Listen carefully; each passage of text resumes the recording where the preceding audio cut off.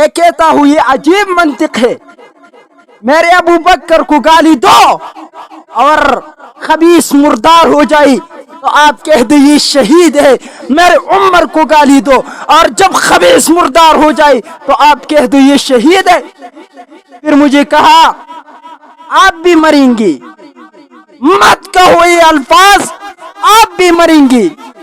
میں نے کہا میں اس دن مر گیا جب مفتی سردار ہم نے قبر میں دفن کر دیا، سپاہی صحابہ کا لیڈر علامہ عثمانی کو جب ہم نے قبر میں دفن کر دیا اس دن میں مر گیا تھا، میرے مرنے کی اور کچھ دن ہے، ہاں سانس جسم میں باقی ہے، ابو بکر کے لیے، عمر کے لیے، عثمان کے لیے، علی کے لیے، اصحاب کے لیے، ہاں یہ کہہ دو کہ آپ زندہ ہے صرف سانس سے لیتی ہے، باقی دل تو اس دن مر گیا جب میرے عثمانی کو انہوں نے شہید کر دیا، راستے میں شہید کر دیا، جب میرا مفتی توجہ کو شہید کر دیا، جب میری جان میری استاد شیخ رحم اللہ کو انہوں نے شہید کر دیا۔ اور اس کو چھوڑ دو، یہ تو تاریخ ہے، آپ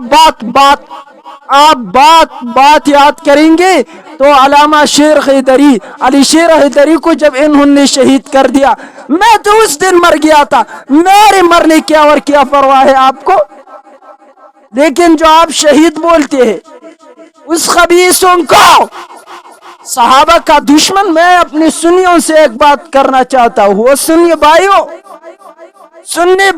سن لو، ایک دفعہ شیعہ کو کافر کہنا 10 بار اپنے گناہ پر استغفار کرنے سے بہتر ہے۔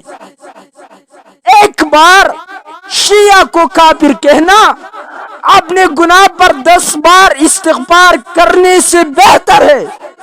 اور تو مجھے کال کر کے کہ حسن علیاری سے مناظرہ کر، تو میں کہتا ہوں کافر سے کون مناظرہ کرتا ہے بھائی؟ کافر کی کفر میں شک کیا ہے کہ میں مناظرہ کروں؟ آپ کہتے ہیں ابو بکر کا اسلام ثابت کرو، تو میں کہتا ہوں ابو بکر کا اسلام کس کے لیے ثابت کروں؟ کیا ایک خبیث کے لیے؟